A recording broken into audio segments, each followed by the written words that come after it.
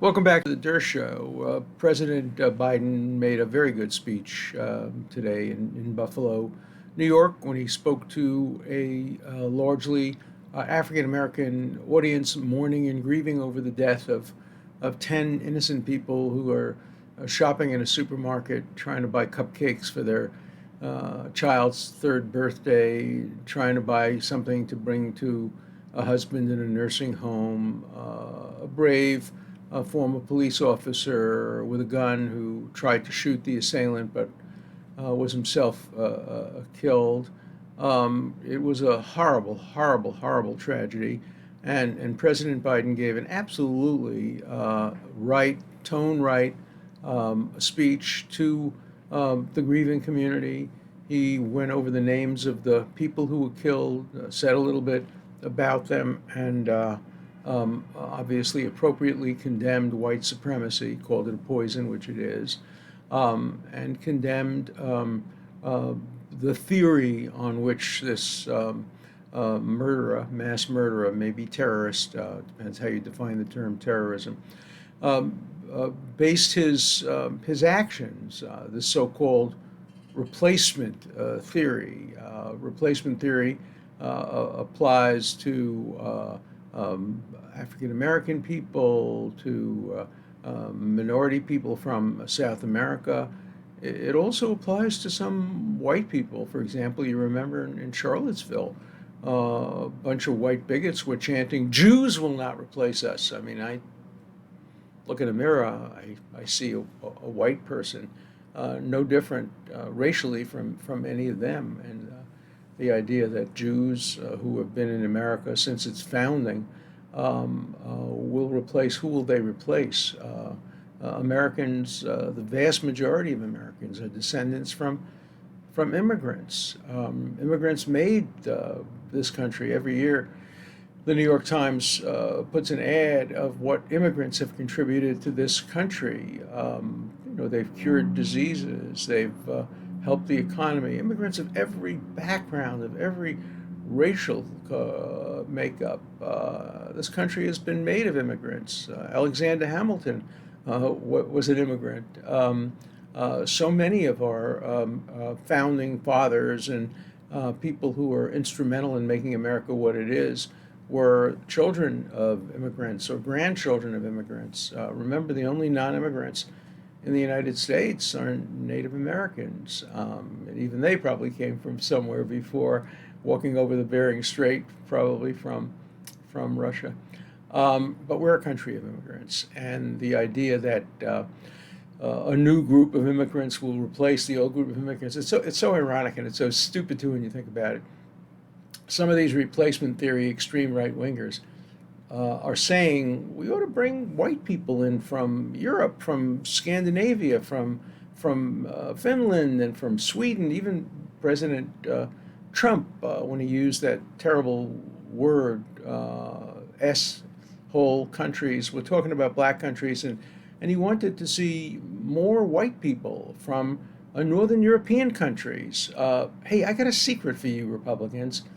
You know what would happen if thousands and thousands of white people from Europe came to the United States? They'd vote socialist. They'd become part of the left. They would help defeat the Republican Party. You guys are shooting yourselves in the foot, you stupid idiots. What do you think you're going to do? It's probably much more likely if you bring people from parts of South America and Cuba and other such places that they're going to vote Republican, particularly if they come from regimes that were communist and were failed. So, it's just bigotry. It's not even smart bigotry. It's dumb, dumb, dumb bigotry. Well, maybe that's a redundancy. Bigotry is dumb. Bigotry is stupid. And bigotry is un-American, and it's un-American not only because it's wrong, but because it hurts the country. It hurts the country. In the 1910s and 20s, we stopped immigration of many, many groups of Italian Americans, of Jewish Americans, of Americans from various parts of the world, people who have contributed enormously to this country. And it was the shutting of the doors to Americans under the administration of a Democrat, of Woodrow Wilson, that led to the death of 6 million Jews. If the gates of America had been as open in the 1910s as they were when my grandparents came in the first decade of the 20th century, hundreds of thousands, maybe millions of European Jews would have taken advantage of the immigrant status and opened doors and come here and become Nobel Prize winners and professors and contributed greatly to the economy. The same is true of other groups, of Italian Americans, of Greek Americans, of Irish Americans, and of African Americans. How much have African Americans contributed to this country? Enormously, enormously, to every aspect of American life, and Asian Americans and Latino Americans. It's impossible to imagine an America without its immigrant population, particularly if you define immigration broadly to include children of immigrants. Now you say those were legal immigrants. I have a secret for you. Not all of my relatives who came over were legal immigrants. My grandfather engaged in some illegality to help bring 29 members of my family out of the former Czechoslovakia to the United States, rescuing them from the Holocaust, giving them fake affidavits and fake jobs in order to save them. And they weren't legal. They were probably illegal, but their lives were saved, and they have contributed enormously to this country. One of them became the chairman of the engineering department at Columbia University, another prominent and distinguished rabbi, another great physician. So, even illegal immigrants have contributed to this country. That doesn't mean I favor illegal immigration. I don't. I want to see a pathway to immigration for everybody, particularly for people who are born in this country and who have had children born to them in this country. But that's not what we're talking about today. We can have another program devoted to immigration and what the right approach to immigration is and what to do with the millions of people of questionable status in the United States now who've been here for years, whose only language is English, who have gone through the American schools and who are as American as anybody else. What to do with them? Hard question. But I just want to praise President Biden. I don't always praise him, and he doesn't always deliver wonderful speeches, but this speech was really good. He really hit the nail on the head, and he spoke to the community, a grieving community, in the way that the grieving community should have been spoken to. And I just give him an A plus for this. But there's always a but. It was too easy. It's too easy. It's too easy to go into a grieving community and to condemn the killer, to condemn the things that led him to kill, and to praise the victims. He should do it, and he did it. It's too easy. It's too easy. Now what he has to do, let some time pass, doesn't have to do it tomorrow. Now he has to go to Brooklyn, and he has to go to Los Angeles, and he has to talk to black community leaders and others in the black community and say, white supremacy is wrong. We all know that. Clap, clap, clap, clap. But African Americans must stop. I'm talking about individuals. I'm not talking about any group. Must stop attacking Asian Americans. Must stop attacking Jewish Americans.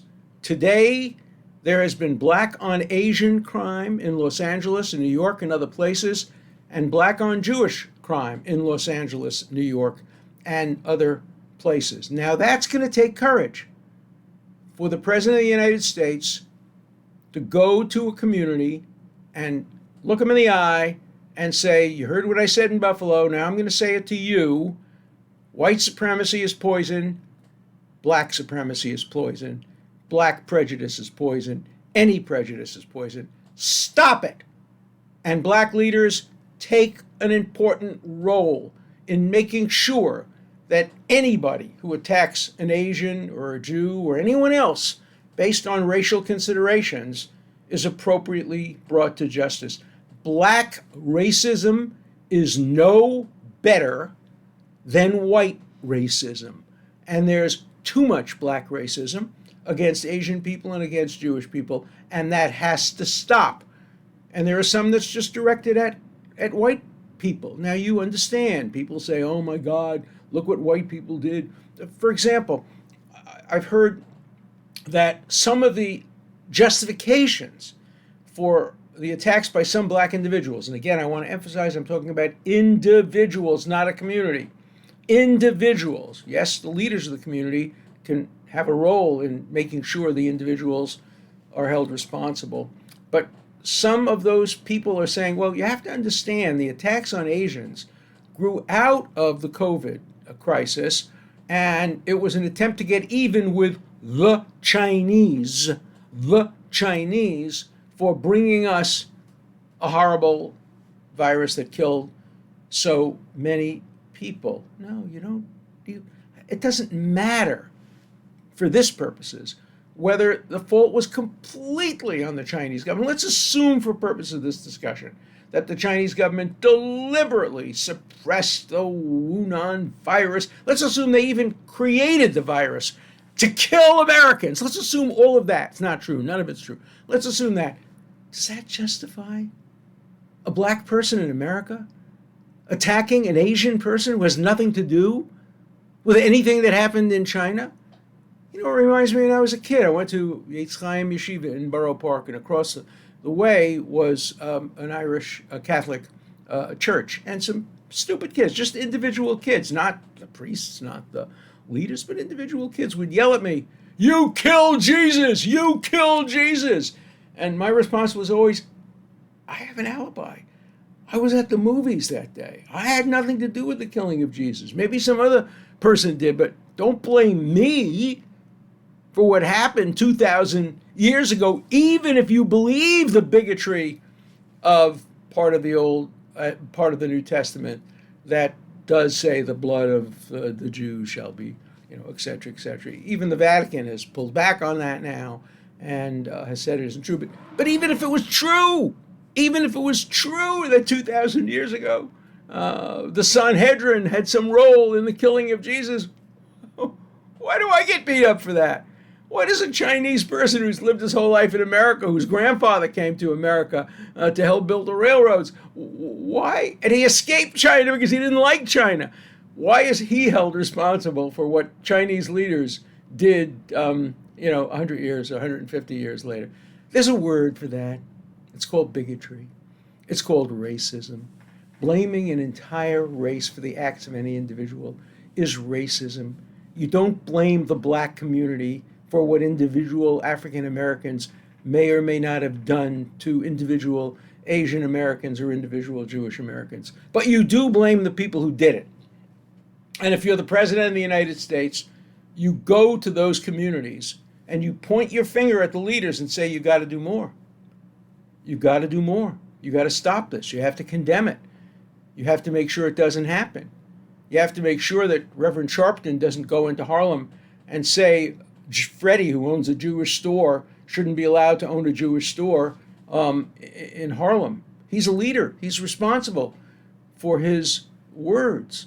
So, it's so easy for the right to condemn the left, for the left to condemn the right. I was very critical of President Trump's failure in Charlottesville. Now, he did, he didn't say that he supports supremacists or replacement people or neo-Nazis. He did not say that. He condemned that. He went out of his way to condemn it.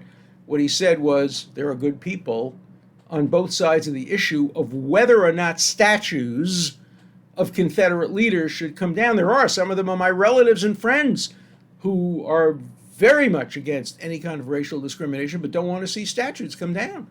That's a reasonable position to take, whichever side you may be on a broader issue. That's a reasonable position to take. But my point is that if you're a person of the right, as President Trump was, you go out of your way to specially condemn the right because they'll listen to you. If you're a person of the left, as President Joe Biden is, you go out of your way to condemn left-wing violence. For example, there's now some kind of a law being proposed by the Squad in Congress, a group of bigoted anti-Semites running under the label of Democrats that would basically attack the origins of Israel, saying it's the cause of the whole problem. President Biden has to attack that. That's racism. That's bigotry. That's a blood libel. And just because they're Democrats, no, I'll take that back. Not just because they're Democrats, especially because they're Democrats. President Biden has an obligation to speak out against it. You cannot be a selective critic of bigotry. Bigotry from the right, bigotry from the left, they're both poison. Violence from the right, violence from the left, they're both poison. When people from Black Lives Matter went and trashed cars and buildings and even blocked access to courthouses, you have to condemn that.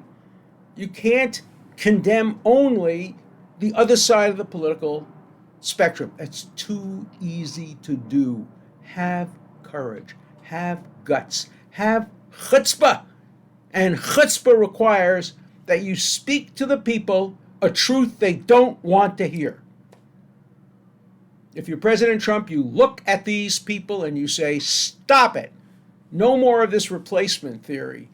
If you're a member of Congress who's a Republican, stop using the term replacement. If you're a television talk show host, stop using that. You know how it's being used by right-wingers. You know that it inspires people to commit violence like this horrible person who allegedly committed the mass killings in Buffalo. You know that. And it's your responsibility. Yeah, you have a First Amendment right to say it. Nazis have a First Amendment right to march through Skokie. I know I helped defend them. I helped support their right, or at least I opposed the power of the town of Skokie to prevent that from happening. Yeah, we all know that. We all know they have a right, and you have a right to say those things, but you shouldn't say them. You shouldn't be espousing replacement theory. You shouldn't be espousing that the origin of Israel is the cause of the whole problem in the Middle East. I don't care if you're a bigot of the left or a bigot of the right. You're a bigot. You're a racist. You're an anti-Semite. You're anti-black. It doesn't matter. It doesn't matter. It's all condemnable. It's all wrong. It's all protected by the Constitution. Yeah, the Constitution protects hate speech. The Constitution protects racism. The Constitution protects bigotry. Not practicing it by keeping people out of stores or your homes, but advocating it. You can advocate bigotry. You can advocate racism. You shouldn't do it. Just because you can doesn't mean you should. And the President of the United States should go out of his way as a person who is greatly admired by people on the left, by the squad, by people of color. Go out of his way to condemn the bigotry of the left. That's more difficult. Chuck Schumer, standing by the president's side, claims he's Shomer Yisrael, the guard of Israel. When's the last time he condemned AOC for some of her anti-Semitic remarks or for joining together with other anti-Semites who form the squad? The Democratic Party has a responsibility, just like the Republican Party does. The Republican Party has a responsibility in relation to Congresswoman Green, to marginalize her, to oppose her. The Democratic Party has that same obligation with regard to the squad. But they're not doing it. They're not satisfying their obligation. They're not satisfying and fulfilling their moral duty to be equally opposed to bigotry on all sides. This is a good opportunity, Mr. President. You did a very, very good thing going to Buffalo. Now do an equally good thing and go to Brooklyn. It's going to be harder. You're going to get a lot of pushback.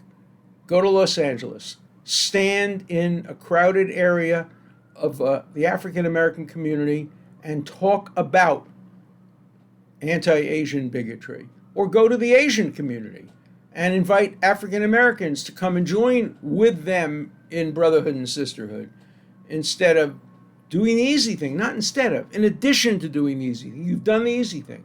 I'm praising you for doing the easy thing. I think Americans should praise you for doing the easy thing. But recognize it's the easy thing. You haven't lost any votes by doing that. You haven't endangered your base by doing that. Read Profiles in Courage by John F. Kennedy, and you'll understand what it means to have courage. What it means is endangering your votes, endangering your base, endangering your future, doing the right thing because it's the right thing, not because you can.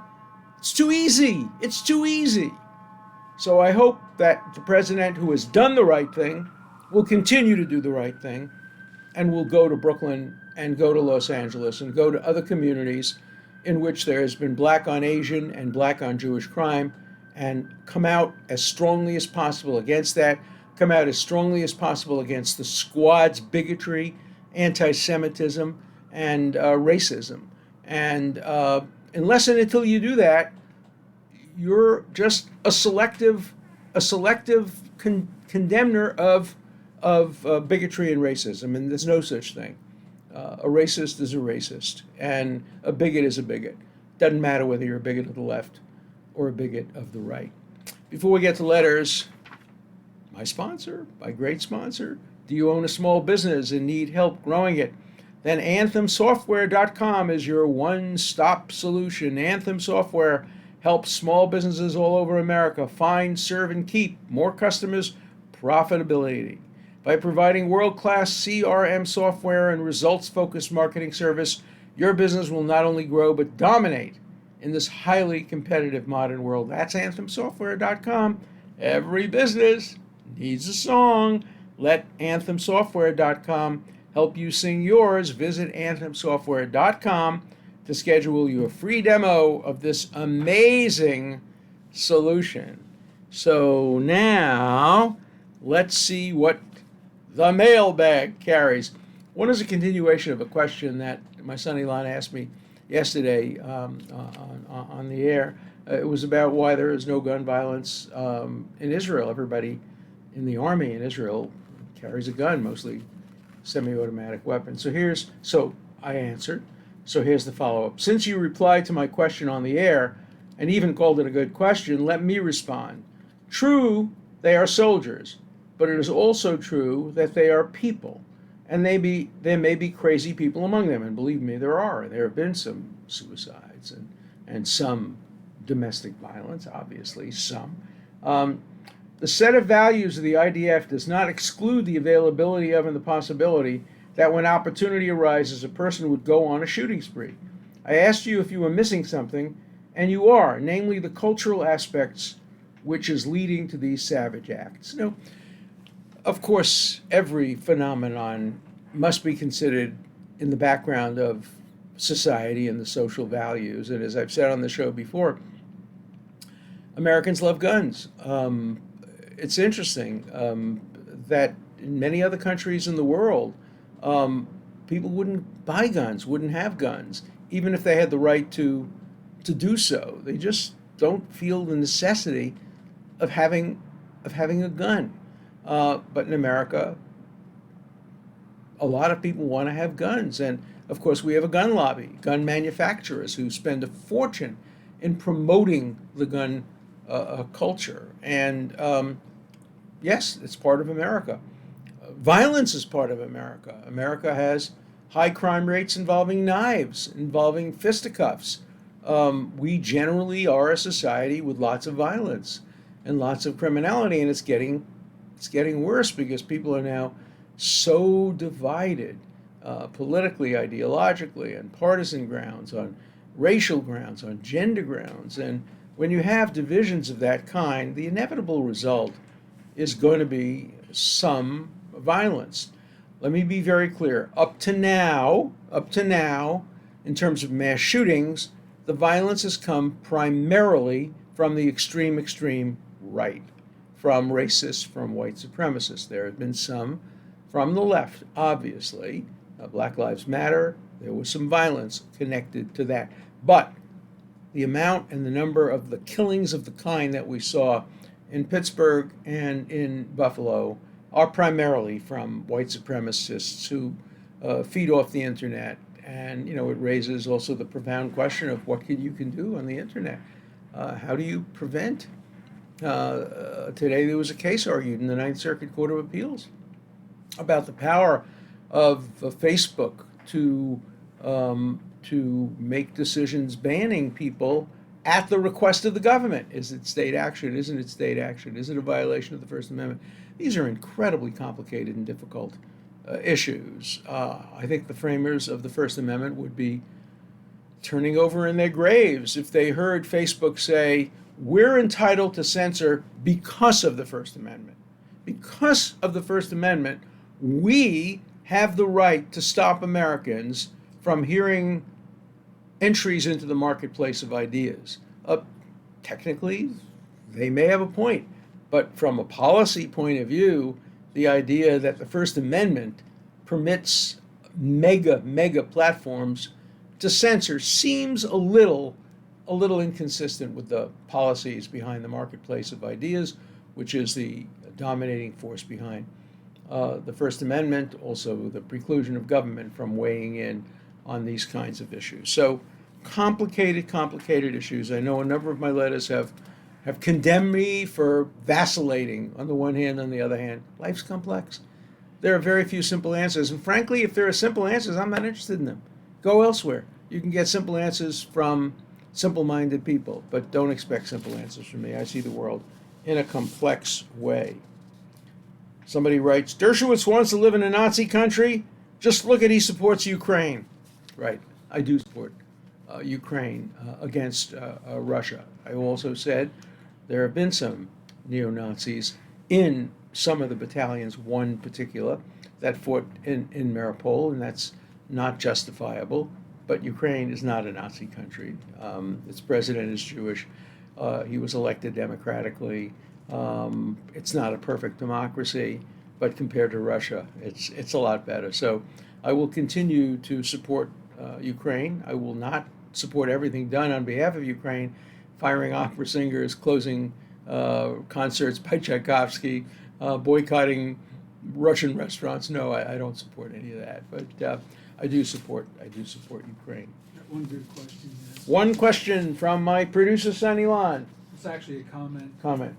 We all have one color in common when we are bleeding. That's a good point. And it, of course, comes from Shakespeare. The question is, we all have one color in common when we bleed. And it comes from Shakespeare, from The Merchant of Venice. And Shylock says, if you prick us, do we not bleed? Talking about Jews, saying basically, we're the same as you are. If you prick us, do we not bleed?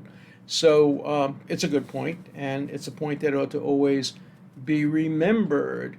So a lot of letters about gun control. I assume you'll be calling on social workers instead of cops if a criminal comes after you. What nonsense. I support cops having guns. I'm not in favor of the English system, which until about 20 years ago, policemen just had batons. No, I want cops to have guns. I want them to have automatic weapons, semi-automatic weapons. I want our military to have bazookas and nuclear weapons.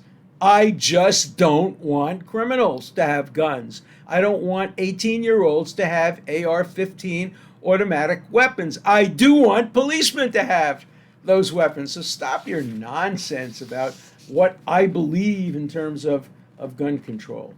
Okay. The biggest disinformation organization, this relates to a program last week about that Bureau of Disinformation, that Orwellian concept that is so stupid. The biggest disinformation organization in the world is the U.S. government. No, it doesn't compare to Russia. Remember weapons of mass destruction, Gaddafi's weapons of mass destruction. Gaddafi did have weapons of mass destruction, in fact. The Steele dossier, Pentagon Papers. Yeah, what about the Pentagon Papers? They were truthful. Iran-Contra, COVID masks. Hey, I wear COVID masks, and I urge others to wear a COVID mask. That's not the information. Vaccines from Fauci, CDC, to name a few examples. You know, you've lost me. When you talk about weapons of mass destruction, you got a point.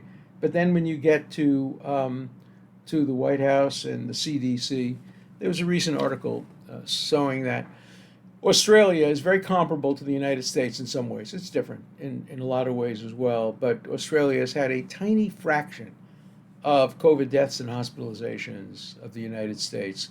And the largest reason, apparently, is because Australians willingly took the vaccine. They believed their health people, and they took the vaccine. There were very few anti-vaxxers. Of course, you're going to have some in some countries. And people got vaccinated quickly. And as you know, the majority of people who have died from COVID have not been vaccinated. And so vaccines work, masks work, and social distancing works, each to a different degree. And they have costs associated with them, closing businesses. I haven't eaten in an indoor restaurant for, I don't know, a long time. I eat outdoors or I eat at home. I'm 83 and a half years old. I take precautions. I don't want to get COVID. I believe the CDC. I don't believe that's disinformation. But the point you make is really very supportive, even though you're wrong about a lot of things, supportive of the First Amendment. The government should not be telling us what the truth is. The government should stay out of that issue. The government can advise, the government can provide information, but in the end, people have to decide based on the information that they believe. It's up to them. You have a right to be wrong. You have the right to make mistakes. And the First Amendment says no thumb on the scale by the government, no elbow on the scale, and no rear end on the scale. In Russia, there is no freedom of information. Pravda writes what Putin wants him to write. The New York Times does not write what Biden wants him to write. And we have an independent press. We have an independent media. We have independent social media.